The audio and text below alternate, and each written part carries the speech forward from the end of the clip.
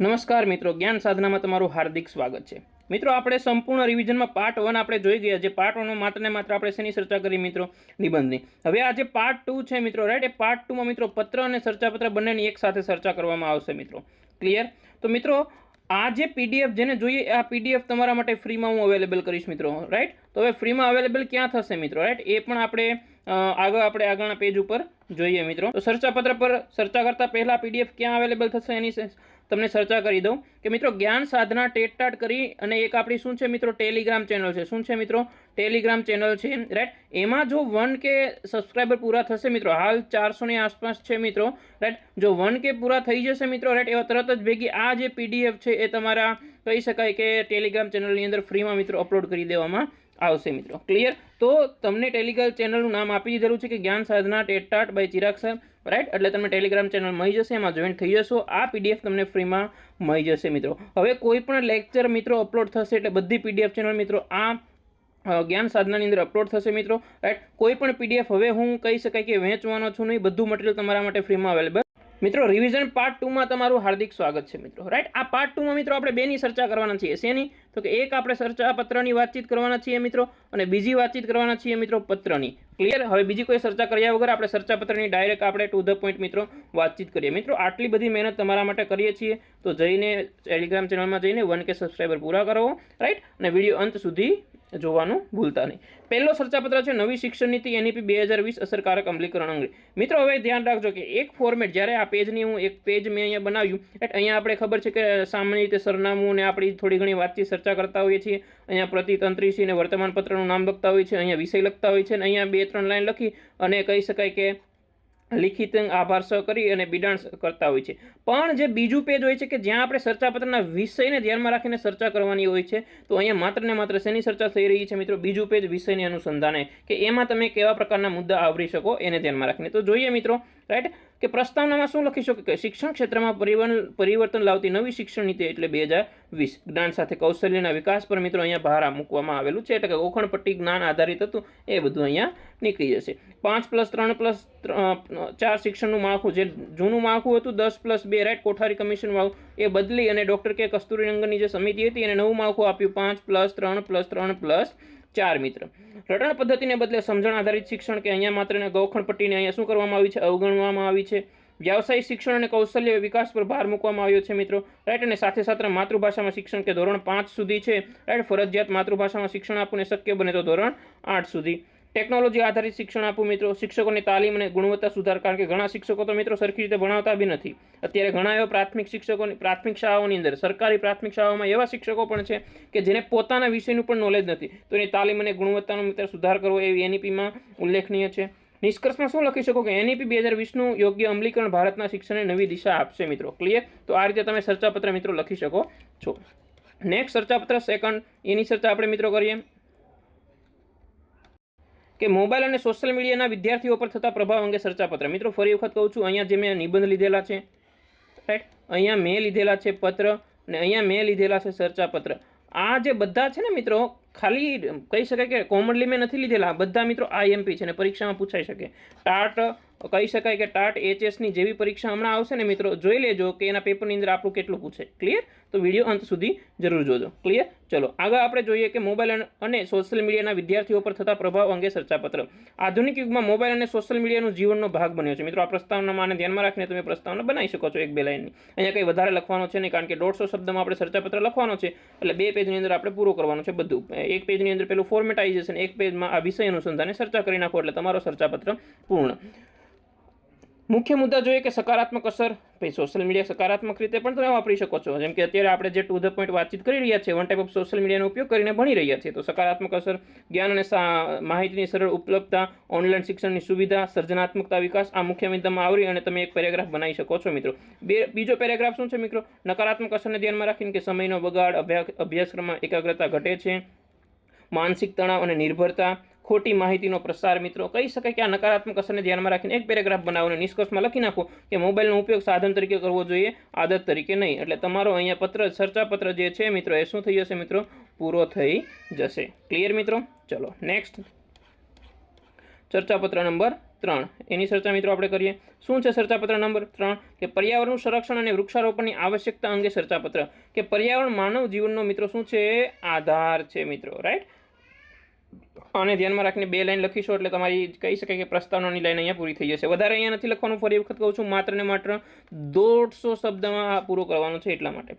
વૃક્ષો ઓક્સિજન આપે છે, ગ્લોબલ વોર્મિંગ ઘટાડે છે, વરસાદનું સંતુલન જાળવે છે, પ્રદૂષણ નિયંત્રણ મદદ કરે છે, વધુમાં વધુ વૃક્ષારોપણ જરૂરી છે, લોકોમાં પર્યાવરણ જાગૃતિ લાવવી, રાઈટ। નિષ્કર્ષમાં તમે પંક્તિ લખી શકો છો કે એક વૃક્ષ એક જીવન રાઈટ ની ભાવના સાથે પર્યાવરણ બચાવવું જરૂરી છે મિત્રો। જ્યારે પણ ચર્ચાપત્ર લખો ને તો મિત્રો એની અંદર જે કંઈ કહી શકાય કે મુશ્કેલી જે હોય છે, રાઈટ, જે પ્રોબ્લેમ હોય છે એ કરો ને તો એની સાથે સાથે બીજા પેરેગ્રાફમાં મિત્રો એનું સોલ્યુશન લખવાનું ભૂલવાનું નહીં। કોઈ પણ ચર્ચાપત્ર મુશ્કેલી, કોઈ પણ પ્રોબ્લેમ તમને આપેલી હશે એનું સોલ્યુશનને ધ્યાનમાં રાખીને ચર્ચાપત્ર લખવાનું થશે તો મુશ્કેલી બાબતે ચર્ચા કરી એનું સોલ્યુશન કઈ રીતે આવું એની પણ ચર્ચા અહીંયા કરવાની છે મિત્રો। ક્લિયર? ચલો નેક્સ્ટ ત્રીજો ચર્ચાપત્રની આપણે ચર્ચા કરીએ મિત્રો। વ્યસન મુક્ત સમાજમાં નિર્માણ અંગે ચર્ચાપત્ર। વ્યસન સમાજ માટે ગંભીર સમસ્યા છે, રાઈટ। શા માટે, રાઈટ, એ 1 અને 2 લાઈનમાં તમે પ્રસ્તાવના પૂરી કરી દેજો। મુખ્ય મુદ્દામાં શું લખી શકો છો કે તમાકુ, દારૂ, નશીલા પદાર્થોનું નુકસાન, આરોગ્ય અને પરિવાર પર ખરાબ અસર, યુવાનોની જાગૃતિ જરૂરી, શાળાઓમાં વ્યસન વિરોધી કાર્યક્રમો અને સરકાર અને સમાજનો સહયોગ। મિત્રો તમે આ જોયું, આ 2 લાઈનની અંદર શું આપેલી છે કે જે કંઈ મુશ્કેલી છે રાઈટ, એ અહીંયા વાતચીત કરેલી છે અને આ 3 લાઈનમાં મિત્રો આપણે શેની વાતચીત કરેલી છે એના સોલ્યુશન વિશે, રાઈટ। એના શું મિત્રો સોલ્યુશન વિશે, રાઈટ। એટલે ગમે તે ચર્ચાપત્ર રીતે હશે આ 2 બાબતને ધ્યાનમાં રાખીને હશે તો આ 2 બાબત તમારે જે માંગ આપેલી છે પૂર્ણ કરવાની છે મિત્રો। વ્યસન મુક્ત યુવા શક્તિથી મજબૂત રાષ્ટ્રનું મિત્રો શું થશે અહીંયા નિર્માણ થશે।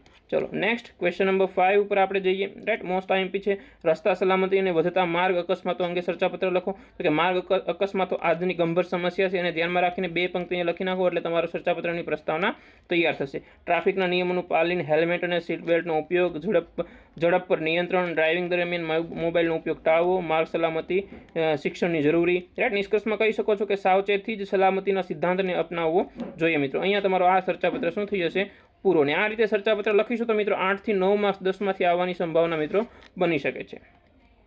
નેક્સ્ટ જોઈએ આપણે 6 શાળાઓમાં મૂલ્યનિષ્ઠ શિક્ષણને વધુ અસરકારક બનાવવાની જરૂરિયાત અંગે ચર્ચાપત્ર। પ્રસ્તાવના મિત્રો જોઈએ કે શિક્ષણ હેતુ માત્ર જ્ઞાન નહીં પરંતુ સારા માનવીનું નિર્માણ કરવાનું છે, કે શિક્ષણનો હેતુ માત્ર જ્ઞાન આપવાનો નથી મિત્રો, એક સારા નાગરિક નું નિર્માણ કરવાની અહીંયા વાતચીત કરેલી છે। મુખ્ય મુદ્દા જોઈએ તો સત્ય, અહિંસા, ઈમાનદારી જેવા મૂલ્યોનો વિકાસ કરવો, શિક્ષકનું આદર્શ વર્તન, પ્રાર્થના સભા અને પ્રવૃત્તિઓ દ્વારા મૂલ્ય શિક્ષણ, સામાજિક જવાબદારીની ભાવના, નૈતિક નિર્ણય લેવાની ક્ષમતા મિત્રો। અને નિષ્કર્ષમાં કહી શકો કે મૂલ્યનું શિક્ષણથી ઉત્તમ નાગરિકનું નિર્માણ થઈ શકે છે। બસ અહીંયા તમારો ચર્ચાપત્ર મિત્રો શું થઈ જશે ક્લિયર, રાઈટ। નેક્સ્ટ આપણે વાતચીત કરીએ પાણી બચાવો, જળ સંરક્ષણ માટે જનજાગૃતિ અંગે ચર્ચાપત્ર। પ્રસ્તાવનામાં જોઈએ કે પાણી જીવનનો અમૂલ્ય સ્ત્રોત છે મિત્રો। મુખ્ય મુદ્દા તો કે પાણીની સગવડતા રોકવી, રાઈટ, વરસાદી પાણીનો સંગ્રહ કરવો, જળ સ્ત્રોતનું સંરક્ષણ, ટપક સિંચાઈ જેવી પદ્ધતિઓનો ઉપયોગ, લોકોમાં જળ બચત અંગે જાગૃતિ, જળ છે તો જીવન છે, ભવિષ્ય માટે પાણી બચાવવું જરૂરી છે મિત્રો। ક્લિયર? આને ધ્યાનમાં રાખીને અહીંયા તમારા શું થઈ જાય છે બધા પત્ર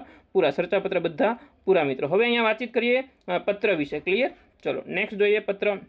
અહીંયા પણ મુખ્ય મુદ્દાની વાતચીત કરેલી છે કે શાળામાં સુવિધા વધારવા અંગે પત્ર મિત્રો, કે શાળામાં જરૂરી સુવિધા વધારવા બાબતે વિષય અહીંયા લખી નાખવાનો છે અને મુખ્ય બાબતે વિષય અહીંયા તમારે 3 પેરેગ્રાફ લખી નાખવાના છે મિત્રો। એટલે તમારે અહીંયા પત્ર પૂરો કરી દેવાનો છે કારણ કે તમારે માત્ર ને માત્ર કેટલા શબ્દમાં પત્ર લખવાનો છે 100 શબ્દમાં। કે શાળામાં આધુનિક સુવિધાઓનું મહત્વ, સમૃદ્ધિ લાઇબ્રેરીઓની જરૂરિયાત, શુદ્ધ પીવાના પાણીની વ્યવસ્થા, કમ્પ્યુટર લેબ અને ડિજિટલ શિક્ષણની સુવિધા, રમતગમતના સાધનો અને મેદાનની વ્યવસ્થા, વિદ્યાર્થીઓના સર્વાંગી વિકાસ માટે જરૂરી સુવિધા, આચરણની યોગ્ય કાર્યવાહી વિનંતી। પછી અહીંયા તમે લખી શકો છો છેલ્લમાં આભાર કરી લિખિતન કરીને આપનો કહી શકાય કે આપનો વિશ્વાસ ખગ કરીને અહીંયા તમારો પત્ર શું કરી શકો છો મિત્ર પૂર્ણ। નેક્સ્ટ ટોપિક પર આપણે ચર્ચા કરીએ વ્યસન મુક્તિ અંગે પત્ર મિત્રો, રાઈટ, કે સમાજમાં વધતા વ્યસન રોકવા અંગે જનજાગૃતિ। મુખ્ય મુદ્દા કે વ્યસન સમાજની ગંભીર સમસ્યા છે, તમાકુ, દારૂ વગેરે નુકસાન માટે છે, યુવાનોનું વ્યસનનું વધતું પ્રમાણ, આરોગ્ય અને પરિવાર પર થતી ખરાબ અસર, વ્યસન મુક્તિ અભિયાન ચલાવવું જરૂરી છે, શાળા અને સમાજ દ્વારા જાગૃતિ કાર્યક્રમ, તંત્રશ્રીઓ અખબાર દ્વારા જનજાગૃતિ ફેલાવવા વિનંતી, રાઈટ। અને અહીંયા તમે અંતમાં કરી શકો છો કે ભાઈ આ વિનંતી સાંભળવા વિનંતી પછી ફરિયાદ પત્ર છે